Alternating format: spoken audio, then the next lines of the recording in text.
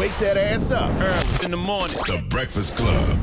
Morning, everybody. It's DJ Envy, Angela Yee, Charlamagne the God. We are the Breakfast Club. We got a special guest in the building. Come on, man. The legend. Come on, man. 101. Destroyed Super Bowl this weekend. Mary J. Blige, welcome. Peace. Thank you. Good morning. Good morning. You killed it. Thank you. Killed it. I Thank was you. there live in person to see the reaction and how you killed No More Drama. First, I need to know, how did you decide what songs you were going to do? Because you have so many.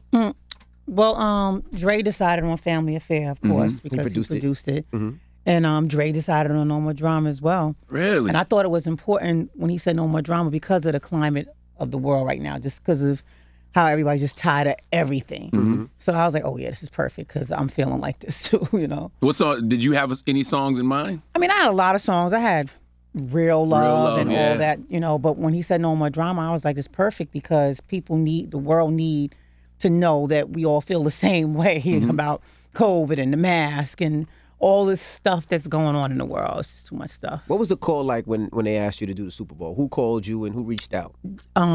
Dr. Dre and Jimmy called me, and I was just resting. It was a rest day. And Jimmy gets on the phone and says, Mary, I have a surprise for you. And the surprise was Dre asking me to do the Super Bowl. And that was my day. It made my day. I was laying down, like resting and just having a normal day. And that day just turned into celebration day, telling everybody what was going to happen. Did you have to think about it? Was it like, maybe, or I got to see, or you right away, you was like, I'm in? Nah, I didn't have to think about it at all. Everything is just lined up. I was like, nah, this is it. This is too good. I'm 100% in. Now, break down the performance, the set, what you wore, everything. How did you come about all that? Was it a group effort? Like, well, we had to. A lot of designers had their bids in, and so a lot of people sent in sketches. Whoever sent in the best sketch is the one that got picked. And Peter Dundas got picked. And of course, you know, my stylist Jason and I, you know, we were in on all of the critiquing of it and the, you know, making sure it's right and making sure the color is right. And the last decision is mine, and that's what we had on. You know, I kept thinking, I said, if Andre could have saw you Sunday, like that was the person I really wanted to hear from because he saw it, you know, from the beginning. Did you think about him a lot? He saw me. Yeah, definitely. He saw me. He was so. I'm sure he was proud. I got, you know, Puff was just elated. You know, like he just losing his mind. You know, my family was there. And my friends, if it wasn't for my friends Jimmy and Dre, you know, it wouldn't have happened. So I do have some beautiful friends in the industry. You said you were nervous. Of course I was. I was nervous at rehearsals. Really? I was nervous, period. But when I hit that stage, I was like, whatever, you know. So when you fell out, that was really just you getting a little rest? Like, because you was like, I did it. No, that's a sign of like, that's the, of how I felt, you know, like, you've been tired of, you know, you just get tired of fighting, you know, tired, so you just like, you just pass out. That's what No More Drama means, like, you know, I know the world want to just pass out right now, you know, from all of this foolishness. You know, when I think back about, you know, when Andre said he went to your apartment back in the day and you sang for him, when you think about that young lady, did you see this? Did you see moments like this happening? Did you think it would go this far? Absolutely not. Wow. I did not think it would. I didn't think I would live past my life. But I'm here, and now I'm here, and now I want to be here, and now that's it. You know, nobody can stop that. Absolutely. And they also talk about Dr. Dre saying that he wants to produce the next album. Did y'all have a conversation? Was that planned, or was that something he just slipped up and said the other day? No, that was something we didn't plan it. We just was talking about it because that was something I always wanted to do, like do a produced album by Dr. Dre, because everything he does, you know, you're going to get smashes, and you know it's going to be excellent because Dre's, you know, amazing. And I was like, yo, this is a dream come true for me. I want you to produce an album for me. And he was like, oh my God, it's a dream come true for me. And then boom, like here we are. It's really happening. Really, like. Will he really do it though, Dre? I mean, yeah, I know we're doing it. It would be great to do it, but you know, You think it's gonna be like the Rakim album or the Detox. No. Like, I don't think so. All these things we look forward to and it doesn't happen. Nah, not with me, because I'm on it all over it. Like I've been on it since I said something. Like I've been like, yo, listen to this. Yo, ever since we had the listening session, and he's been sending, you know, stuff back to me. So it's really going to happen. Absolutely. Let's talk Hello Gorgeous. Good morning, good gorgeous. morning, gorgeous. Good morning, The reason I gorgeous. said Hello Gorgeous, but you said the name of the album. Tell people if they haven't heard the album, how'd you come up with the name of the album? I thought it was dope. Well, the name of the album came from, it's not Good Morning Gorgeous. It's not anything, there's nothing vain about that. It's a positive affirmation. Absolutely. It's something I had to say to myself when I was in a very, very dark situation because I was never enough. I couldn't please this person. Nothing was never enough. So I was like, okay, maybe this person hates me more than I hate me. So I had to find a way to love myself out of that situation. And so I would get up in the morning and first thing in the morning. And the reason why I chose first thing in the morning because nobody looks beautiful or anything or thinks anything about themselves in the morning except I'm awake. And I said, I would say, go to the mirror and say, good morning, gorgeous. Good morning, beautiful. Good morning, Mary. Good morning, something that I wanted to feel good about. And that's where the title came from, me loving my way out of some hell. And that's why I titled the album Good Morning, Gorgeous. I love that interlude. Was that in the studio? Yeah. Okay. Yeah, that was in the studio with her. I always wanted to work with her. And Lucky Day's a really good friend of mine. And when we got to the session, her was like, well, what do you want to talk about? And everybody just started talking about what they think it should be about. And I was holding back on the title. I didn't want to give it up because I felt so vulnerable. I give so much away. And I was like, fuck it. Excuse me. I was like, okay, I have this title. It's called Good Morning Gorgeous. And everybody's like, oh, everybody's like, oh shit, Good Morning Gorgeous. And I started telling everybody, you heard the interlude, about where it came from. And it's here now, the whole thing, and it's not because of like, I'm sitting around thinking I'm Apollonia, Halle Berry, because they're, you think of them, it's like, oh, they're gorgeous, But it's something I had to say to myself so I can manifest something positive in me, about me, and love and now I love me. Really, really, I think I look pretty damn good, you know what I'm saying? But I'm yeah. We thought that since the Real Love video. What are you talking about? What you mean? But I haven't. But I didn't even think that then. You see what I'm saying? So this has been a lot. And then when you get with somebody, and then they just take you way down further than what you already were, you start to realize, nah, my life is more important than someone taking it away from me like this. So. I seen your interview with Ange, and you were talking about you were so low that you had to go on tour to get back up because he wiped you dry. So all that was true. Yeah. So everybody wanted to know what the Rent Money song was about. That's what I wrote that song with the writers during that time because when I had to pay all this alimony and I didn't have no money to pay it, I had to go on tour to pay it.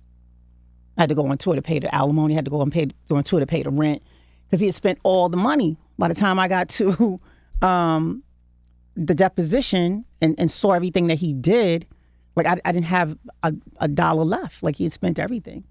And he knew he spent everything, but still asking me for more money. So that was about a vacancy. There's, if you can't, rent money's about a vacancy. That was about that, that No, when you say no money, like $0, like, because Mary J. Blige broke is probably different than everybody else broke. Well yeah, I mean, I guess if that's what you want to call it, but it wasn't enough to pay alimony, the alimony that he was asking for. And I had to pay my rent, so, you know what I'm saying? Like, it was a lot that came with that. And I had to go to work, and I think I've been in the industry broke before, like not broke, like, like live, like nothing, but not enough to pay the overhead. We all have an overhead, and I couldn't get the overhead paid. So I had to go work for it, and not that I don't mind working, but it's just. You didn't want to. It's just for that, like, come on, son, I got to work to pay you money.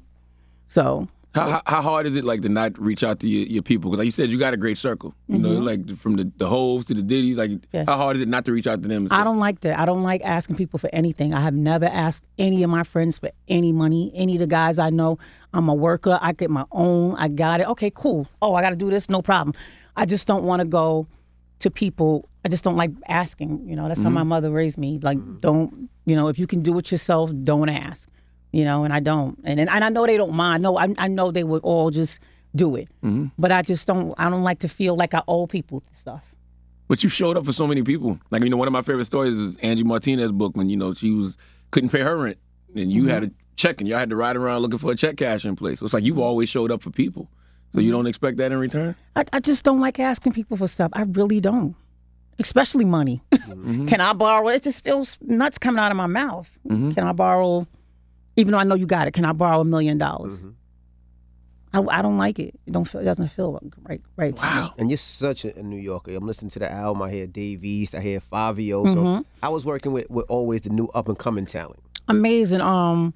Dave is a dope, talented artist who's always thought provoking in his lyrics and a beautiful person. Favi always wanted to do a drill beat song with me. I said, "There you go, Favi. You got it."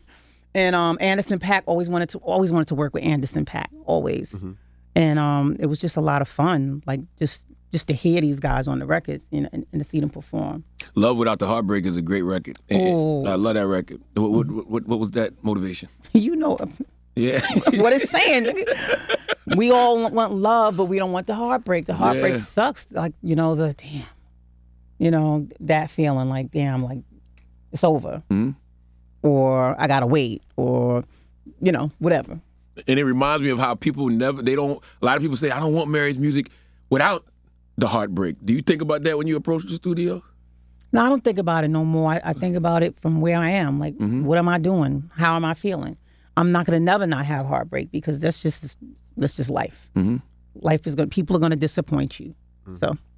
Now, during the Super Bowl ad, I see you doing an ad for health screenings. Did you have a scare, or was it something that you just like, no, I want women to start making sure they test themselves? Or? No, I had my grandmother died from cervical cancer. 2 of my aunts died from breast cancer and lung cancer. My godmother passed away when I was a little girl from breast cancer. And what happened is, the reason why I wanted to do is because we don't discuss it in Black women. I've never heard it about a mammogram in my home before in my life. So when it came to me, I was like, wow, this is perfect, because now I didn't start getting the mammogram till I was 40. And that was because a doctor said, you need to go get a mammogram. And I was like, what's that? And then I went, and it was, they did the whole thing, and it's early detection. It can save your life. So it was important for me to share the story about me losing these women. And the reason why it was important is because one day they just die, and everybody's like, oh, so and so died from cancer, and you're like, why? Yeah. And I believe if they had access to this information or the proper health care back in those days, maybe I hope that they would have done it. But that's what causes a lot of African American women to pass away from breast cancer like that. Damn. I was also going to ask, did you ever get a break, Mary? Because even during the pandemic and COVID, you were filming. You were working. Did you ever just rest and say, you know what, I can just relax now? Because you were always working. Sometimes I'm home and I take my rest seriously. I sleep hard and play hard. Yeah, I mean, I get rest. That's why she took that nap during the halftime show. She needed a little nap. I was tired. You see me laying there like, Do people talk to you in the street like you are really Monet now? They call me Mo at that. They always call me, yo, Monet. I'm like, oh God, no, please, can Mary live? Just let Monet be Monet and Mary be Mary. We know how therapeutic music can be. What about acting? Does it feel like an escape when you playing Monet? 100%. It feels like I'm killing everybody I wanted to kill when I kill them. I feel like I'm cursing out everybody I wanted to curse out when I curse at them. She's definitely my therapy right now. Word. So you enjoy? You clearly are enjoying it. Clearly, 100%. Thank you, 50 Cent and Courtney Kemp, for this opportunity to just get it all out. For people that don't know, how did that come about? Did he reach out to you, or did you reach out to him? How did that happen? It was a conversation that me, Courtney, and 50 had been having all along about how much I love Power. And they was like, we got to get you on there. I said, absolutely, 100%. Just let me know, holler when y'all ready. And they did. And then we had the meeting. And we started discussing, I started telling them my stories about, this woman that I've grown up with. I have all my friends damn near Monets. And my mother, without selling the drugs. She just don't play around. So, and pretty much every woman that's a single parent mother, with their husband in jail or dead or whatever, or Monets. So when I started telling them about the story, and who I grew up with, they were just fascinated and adding things, and just this character just was born. Like, it was beautiful. Well, you acted before, but is it hard to get into character every time you take on one of these jobs? Monet is not hard. to get in. You just find something and go. But do you envision people when you pull the trigger? Like, yeah. Yeah. When I did Mudbound, it was easy too. I think I find things that I can really just get into right away, you know, and really be real with it. Mm-hmm. Where I could draw something from out of me or out of my life into it. And do you like acting more than music, or do you like music more than acting, or is it phases? I love them both the same. I think the acting is new, and it's a challenge, and I love a challenge. So that's what's taking a lot of my time right now. But I love singing too. You've always been so personally vulnerable. Do you think you'll, start opening up more about childhood? Because I listened to a song like "No Idea," and you telling us like you have no idea how it was going down in Yonkers. Like, do you think you'd show people more of that soon? Yeah, I have a memoir coming soon. Oh, that I'm working on, and I let people know a lot of stuff that they didn't know. Mm-hmm. Yeah. When's that coming out? Soon. It's real soon. It's supposed to come soon, but it was supposed to come this month. Wow. At the end, but I had to pull it back because I want to make sure it's right, and I'm doing so much. I want to have the time to get it right. How empty did you feel after you completed that? I felt great. I felt really light, and then sometimes I felt like just crying because it all surfaced again. Like I don't want to talk about it. I'm just got to read the. Oh man. Yeah. I wanted to ask you too for the Super Bowl. Was there something that the NFL asked you not to do? Like, there was rumors that they asked Dre don't say no love for the police. They asked Eminem not to kneel. Is there anything they said, please stay away from this at all, or no? No, they just kept coming and checking my outfit. Like they would come and make sure everything was good, and I say, "You sure everything's good? Like I can show this much leg, I can show this." They were like, "You great." So they just kept checking my outfit. They never said anything to me about anything. You could actually bet on your outfit. Did you know that? They had a bet, like on I don't know what site it was, but one of these betting sites, they had a bet to say, is Mary's dress going to show cleavage or non-cleavage? And they had bets on anything. Was Mary's first song going to be this or that? Like, they had bets on every part of the Super Bowl, which was crazy. That's good. That's fun. That makes it fun, yeah. Yeah, that's beautiful. Need Love featuring Usher. Fantastic collaboration. Thank you. How'd that happen? Well, Usher, I worked with Usher before. Usher's another friend, another family member. And I called him and he said yes. That's how that went. Tell me, when it comes to the ideas for records, like you just say, you know what, Usher would be good on this. Yeah, we I had want to tell his story with him. We had Usher in mind. We had Usher. We had Chris Brown. We had a couple of people, and then I was like, nah, just go with Usher because Usher is familiar with me. So yeah, go with that. And on the interlude, I always was wondering. I was like, was that the first time you started realizing the power of like positive self-talk? Like how you got to have kind words for yourself, and that's more important than what people say about you is what you say to yourself. Everything you saying, yep. I learned that. I learned that through TV pastors. T.D. Jakes really. Oh, he's a beast. Yeah, he had this sermon on what you say about you is more important than anybody could say about you, and affects you more. And that's what made. That's where all of that came from, because from prayer and all that, listening to T.D. Jakes, and I was like, okay, so let me try that, and I tried it, and look, the manifestation of positive things, like the sky just opened up when I got that divorce. Yeah. I was gonna also ask, I see you doing a Roots picnic, and there was rumors that y'all possibly going on tour. You, Dre, Snoop, Kendrick, Eminem. Is that a word, or was that a conversation, or not at all? I don't know. I didn't hear that. Okay, that'd be too expensive. I didn't hear that. That'd be too expensive. That's a rumor. Would you want to? I would love to. Yeah. Absolutely. Like, that was 2 songs. Like, imagine I have a 2-hour set. I'm performing 2 hours every night of all the Mary J. Blige songs on a tour like that. Come on, with me, Kendrick, Dre, Eminem, 50. No, that's ridiculous. Yeah, I want to see a Mary J. Blige halftime show at the Super Bowl just by yourself. Absolutely. But I've seen some chicks up there that really, it's like, okay, they cool, but Mary J. Blige is a cultural icon. Like, yeah, thank you, Charlamagne. I would love to too, but Dre and Jimmy called me. When the Super Bowl calls, then we going.